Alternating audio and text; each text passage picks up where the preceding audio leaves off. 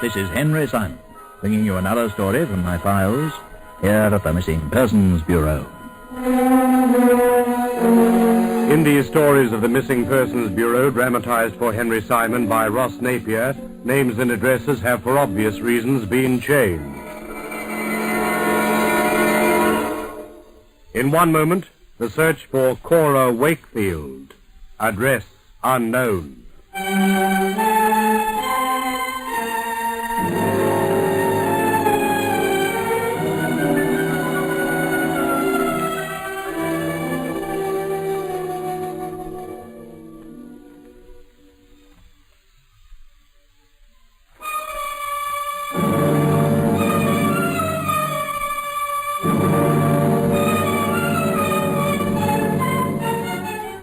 And here again is Henry Simon. On a morning in the June of 1950, I was visited in my office here at the Missing Persons Bureau by a man named Henry Wakefield. In his late 20s, he was of medium height and build, with a chubby face and unusually large brown eyes. His voice was faintly tinged with a Cockney accent, and the index finger was missing from his left hand. As I explained to your secretary over the phone, Mr. Simon, I'm here about my wife, Cora. She's left home, and I want her found. I see. How long ago did she leave exactly? It'll be 8 weeks, day after tomorrow. Yes, 8 weeks. I know I should have come to you sooner, but, well, I was so sure she'd be back. It never struck me she might have gone for good. How long have you been married? 7 years. I met her while I was in the army. She was working at one of the canteens. We'd only known each other a couple of weeks. It was sort of what you might call love at first sight. Have you any children? 4. 3 girls and a boy. And the youngest is only just 2. I've got her staying with my sister, together with Janie. She's 3. And the others? They're at school. Albert's 5 and Judy's 6. Mm-hmm. I've told them their mum's sick in hospital. It's hard for them, though. They can't understand why I won't take them to see her. Now, you say it'll be 8 weeks the day after tomorrow, which means, of course, that you left on a Thursday. While I was at work, yes. That night, I came home, same time as usual, and found her gone. And where were the children? With their grandma, my mother, that is. They were spending the day with her. At least the 2 young uns were. Cora was coming into London, so she said, to do some shopping. Did she take much with her in the way of clothing? Not so far as I can make out. She left no message of any kind? Nothing. I take it you investigated the possibility that she might have met with an accident of some kind? There wasn't any accident. Otherwise, she wouldn't have taken the money. What money? We had a special hiding place under a loose floorboard in the bedroom. We kept 50 quid there for emergencies, in case something cropped up and we needed cash quick. And she took the lot? Yes. What's more, I know it was there the day before, because I checked it myself. How old is your wife, Mr. Wakefield? 2 years younger than me, all but a week. 26. So she was only 19 when you married her? That's right. Had you ever left home before? No, never. Did you have any sort of argument with her? Anything like that? No, that's the silly part of it. We were on the best of terms. In 7 years of marriage, we barely had a cross word. There were no other men in her life? If there were, she kept them well in the background. So you think it's unlikely that she left you for somebody else? Well, I suppose she could have. But I can't think why she would. I've been a good husband to her, though I do say it myself. I've got a good business. I've given her everything she's wanted. What is your business, by the way? Carrying. I've got a fleet of 6 trucks. We take anything anywhere at any time. Started on my own with an old Bitzer I bought from disposals right after the war. Never looked back since. Bought a new home down in Streatham. Washing machine, all the trimmings. You checked with her friends and relatives, of course? Every one I could think of. She was an only child herself, and her parents are both dead, so there's no one much on her side. As for friends, well, she doesn't have that many. Just the odd one here and there. Have you a photograph of her at all? Yes, I have. Just the one, but it's a good likeness. How long ago was this taken? Last year. We had a Sunday at Brighton. There you can see the pier in the background. The mother of 4 children, she has a remarkably fine figure. You should have seen it when I first met her. Regular pin-up she was. Yes. I'll keep this if I may. You're welcome. Just find her, that's all. Find her and bring her back home.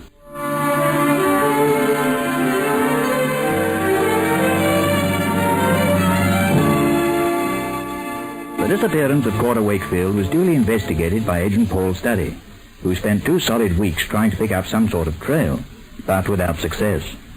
Finally, having made no progress whatever, he was forced to admit temporary defeat, and the case was shelved accordingly. Over the ensuing 12 months, he resumed his inquiries on 2 separate occasions, but the result remained negative, and Cora Wakefield's file was placed in a special cabinet reserved for such cases.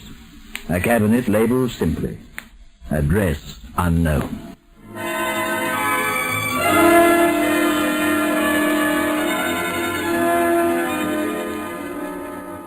It was in the October of 1956, over 6 years later, that a similar case was brought under our notice. A man's wife had disappeared, and he turned to us for help. His name was Arthur Bryant. He was 36 years of age, tall, slim, and by profession a draftsman.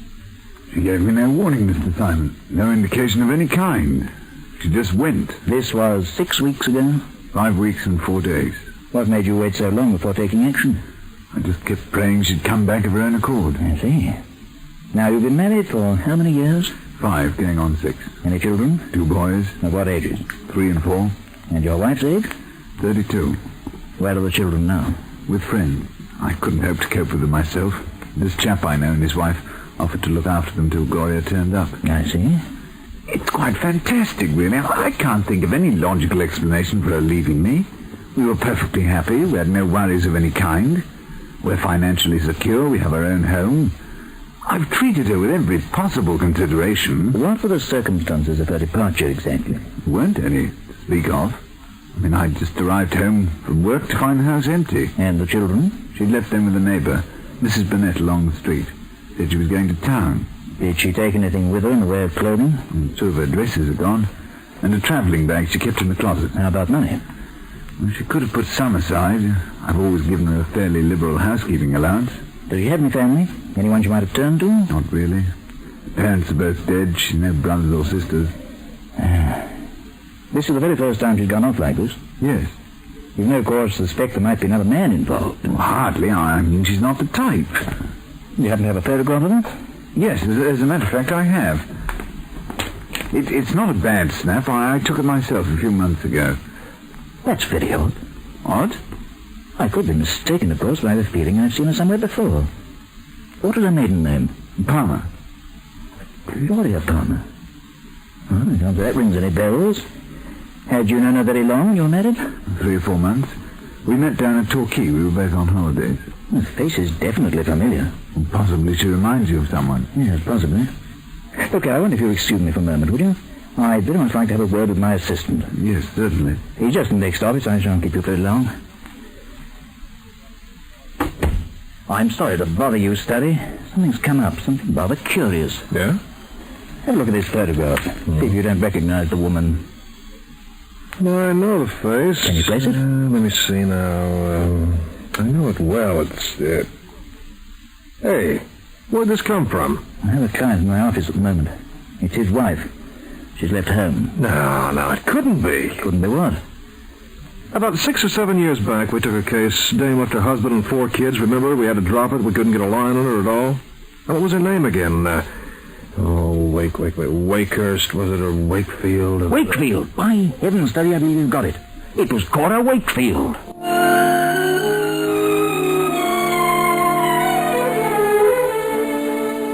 At the mention of the name Wakefield, it struck me at once.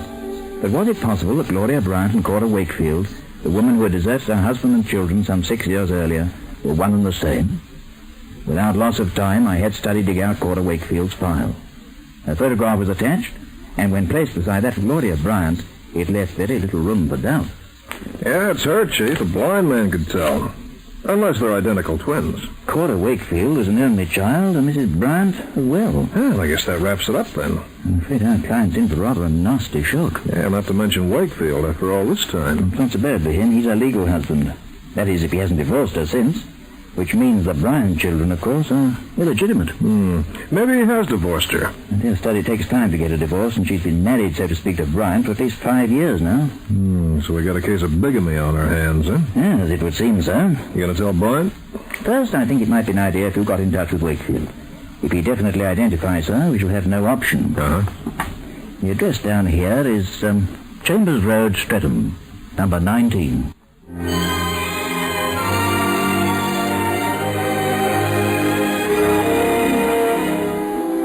At the Streatham address, Study was informed that Henry Wakefield had sold the house some 3 years earlier and had taken his children to live with their grandmother at number 38 Camberwell Parade, Croydon.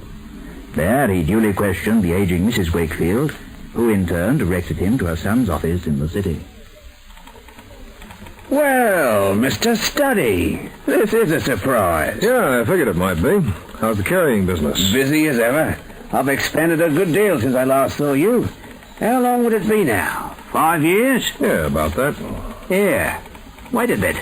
Don't tell me you've finally traced Cora. Well, not exactly, but the trail's getting warmer. You boys don't give up easy, do you? I'll be quite frank with you, Mr. Wakefield. While your wife may be involved, I'm here in connection with an entirely different case. Oh? She is still your wife, is she? You haven't divorced her? No, I haven't divorced her. I've toyed with the idea often enough, but, well, I just haven't got round to it. Uh-huh. Well, take a look at this photograph. It's her. It's Cora. You're positive of that? Oh, I should know my own wife, shouldn't I? Where'd you get it? From a guy named Arthur Bryant. Arthur Bryant? Yeah, she went through a form of marriage with him in 1951. Form of... But how could she? She's married to me. Well, that didn't bother her, apparently. She might even be planning to try it again. Try it again? She walked out on Bryant 6 weeks ago. That's 2 husbands down, including yourself. Right now, she could be batting for number 3.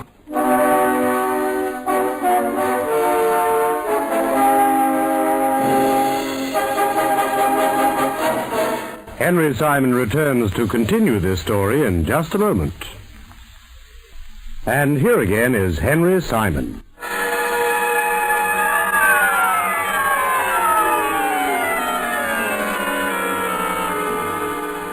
There now appeared to be absolutely no doubt whatever that Cora Wakefield and Gloria Bryant were one and the same person, in which case Bryant's marriage was invalid and his children illegitimate. Accordingly, I acquainted him with the facts. Facts he at first refused to believe. When I had shown him the photograph of Cora Wakefield, however, he grimly submitted. How could she do it, Mr. Simon? Tell me that. How could she do it? That's a question I can't answer, I'm afraid. Bigamy is a messy enough business in itself. But when it happens to involve innocent children... I'll kill her. I'll kill her, that's what I do. When I get my hands on her, I'll wring her neck. That would hardly be a correct solution, Mr. Bryant. Can you think of a better one? Before a solution can be considered, she has to be found. Of course, I fully realize what a very dreadful blow this must be to you, but there's no earthly point at all in allowing your emotions to take possession of your judgment. Oh, dear. No. You're quite right, of course. I'm sorry. It's just that... Oh, I had so much faith in her. You say you met her while you were on holidays in Torquay. Why, yes. We were both staying at the Cumberland Hotel there. The Cumberland. Mm-hmm. And you hadn't known her before? No, not at all. She registered at the hotel as Gloria Palmer? Yes, Miss Gloria Palmer. And I think I remember you stating that you had known her for some months before you were married. Yes, it was about 3. Although, actually, yeah? I proposed to her before we left Torquay. And she went back to London with you? Yes, she had some rooms in Bayswater. Did she happen to have a job of any kind? No, as a matter of fact, she didn't. She told me that she'd been doing temporary work and that at the moment she was now between jobs. Yeah? And as we decided to get married, well, didn't see much point in her taking another one. Instead, she spent her time looking at houses, flats, cottages, you know. When she found a house that suited, well, we just got married and moved in. I see. Was it a church wedding or... No, it wasn't. Registry office. Yes. Well, I think we'll leave it at that for the moment, Mr. Bryant. I'll just get you to jot down 1 or 2 more routine particulars if you don't mind, and then we'll get cracking right away. You know, there's one thing that puzzles me, though, Chief. What's that? The question of identification. Mm-hmm. If Cora Wakefield is the wife of Henry Simon, then why didn't she tell you? Well, I think we leave it at that for the moment, Mr. Bryant. I'll just get you to jot down 1 or 2 more routine particulars if you don't mind, and then we'll get cracking right away. Well, there's one thing that puzzles me, though, Chief. What's that? The question of identification. You see, to get married, she'd need papers establishing her identity as Gloria Palmer. False papers are very easy to come by, Study. Oh, yeah, I know that, but you gotta know who to go to. Obviously, she made it a business to find out, which wouldn't be very difficult. Soho's simply crawling with false identification vendors. For a few pounds, you can pick up her credentials that'd fool the Registrar General himself, if you wanted to. However, for the present, I'm not concerned with how she managed that side of it. I'm very much more interested in the fact that within a very few weeks of leaving Wakefield, she managed to find her way to the Cumberland Hotel in Torquay. Well, so? Doesn't it strike you as possible that she might have returned there? Oh, you mean to the Cumberland? Not necessarily to the Cumberland Hotel, but to Torquay. Having met with such very great success on her previous ventures there, it occurs to me that she might have been tempted to go back. Assuming, of course, that she's out to land another husband, that is. Yeah. You really think she would try it again? Well, why shouldn't she? Obviously, she left Wakefield because she was bored with her marriage. She had everything a wife could want. But that wasn't enough. She was tired of being the mother of 4 children. The first years had been fun. But the fun had turned to dullness and drudgery. Oh, yeah. And so she decided to find herself a brand new husband and start all over again. That's exactly what she did. Brian filled the bill admirably for a time, but eventually, of course, she found herself right back to where she'd been before, and so... Yeah. The process is repeated, huh? Exactly. She got away with it once. Why shouldn't she get away with it for a second time? Well, you know, Chief, I suggested the same thing to Wakefield, but he didn't appreciate the joke. I doubt if Bryant would either. But examined in the harsh light of fact, it's the only possible explanation for her behavior, isn't it? Yeah, the circumstances are similar enough. Well, they are in every way. The whole thing conforms to a pattern. That's why I feel that a trip to Torquay might prove very fruitful. If Our Lady is just as much a creature of habit as she appears to be, then there's just a chance that you are going to pick up her trail.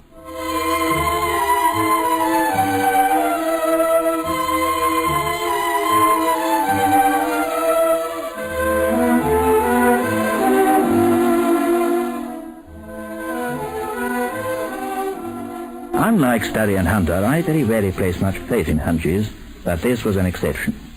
To date, as far as we knew, Cora Wakefield had indulged in a repeat performance, so to speak, of her previous venture. After 5 years of marriage, she disappeared from her home while her husband was at work in just the same fashion as she'd done before, leaving no trace at all behind her. It wasn't very likely that she was going to return to the same hotel, but, of course, Torquay had bounds in hotels, and she'd have had any number to choose from. Therefore, Study's job was to check with them all. And on the following day, on his arrival in the popular Devon Coast resort, he commenced his inquiries at the Cumberland. Yes, sir. What can I do for you? I'm trying to trace a woman who might have been a guest here sometime in the past 6 weeks. Yes, sir. Well, I'm not sure what name she'd have registered under, but I've got a photograph of her here someplace. There. You recognize her at all? Can't say I do, sir. No, sir. She certainly didn't stay here. I make a point of getting to know all our guests by sight. Perhaps you should try the Conway Arms next door.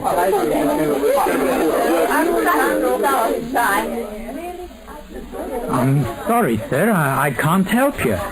The Chetworth's just down the road. Have you inquired there? No, sir. She certainly wasn't a guest here. So sorry.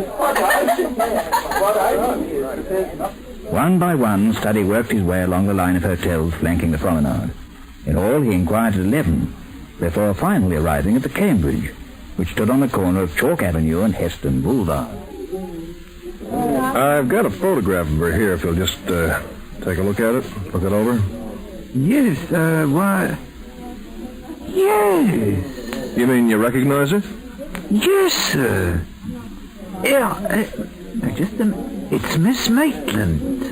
You say Miss Maitland? Yes. She was here for a fortnight last month. I got to know her quite well. She and Mr. Dorrington both. Mr. who? Dorrington. Yes. They were always together. I understand she went back to, Birmingham. Yes, that's Birmingham. She went back to Birmingham with him. Back to Birmingham, eh? Huh. Yes, sir. I wouldn't be sure, but rumour had it they were planning to be married.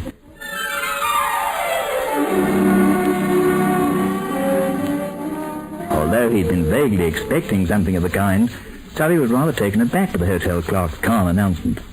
Unable to enlighten him any further, however, the latter referred him to his employer, one Malcolm Godfrey, who had managed the Cambridge for many years and who, it transpired, had befriended the man, Doddington, during his stay as a guest at the hotel.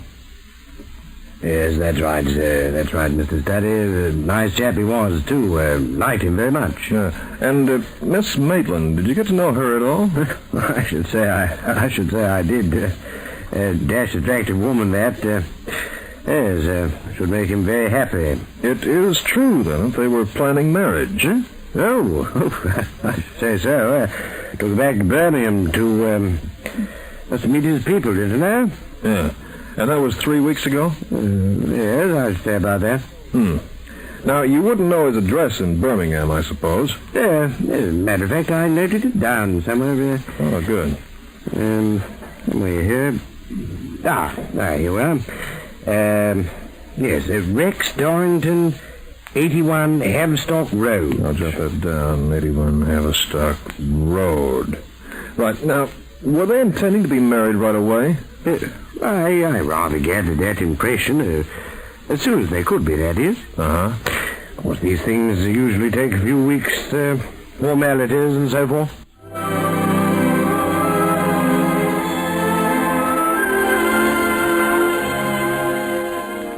Travelling overnight by train to Birmingham, Tully arrived in that city at 7:10 the next morning. From the station, he took a cab to Haverstock Road, which was less than a mile away, alighting at the entrance to number 81, a narrow stone home which had been converted recently into 3 flats. The front door was open, and over the knocker was a card listing the names of the tenants and their flat numbers. Rex Doddington's was on the very top floor. It was flat 3.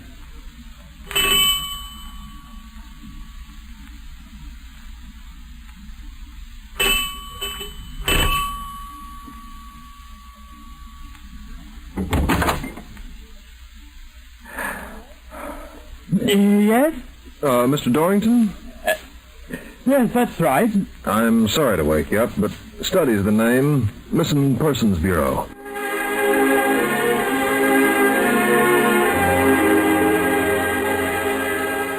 Doddington had on a dressing gown and slippers.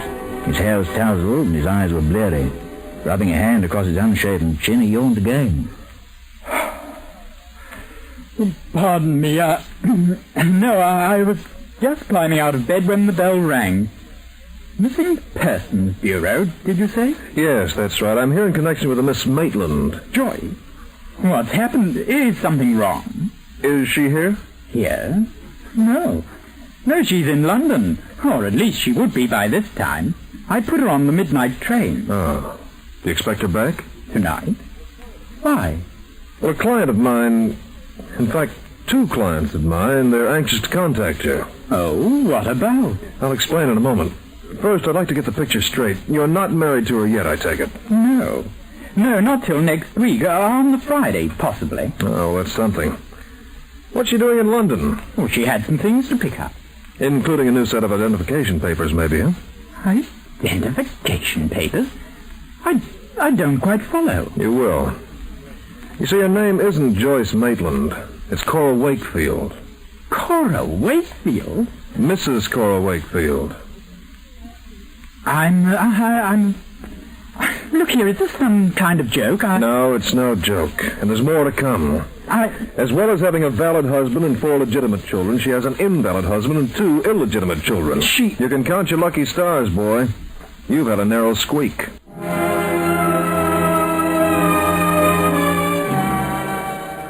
Rex Doddington proved as difficult to convince as Arthur Bryant had been, but he, too, wilted under the pressure of facts, as the truth was thrust upon him.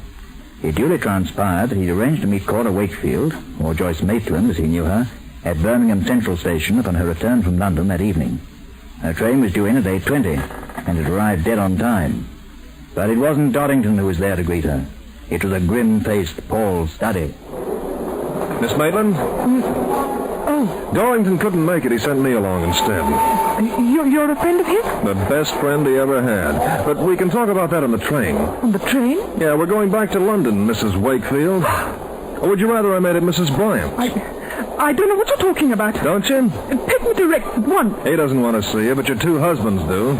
That's why we're going back to London, so as not to disappoint him. Our train leaves from platform 5 in 10 minutes. Let's go, shall we?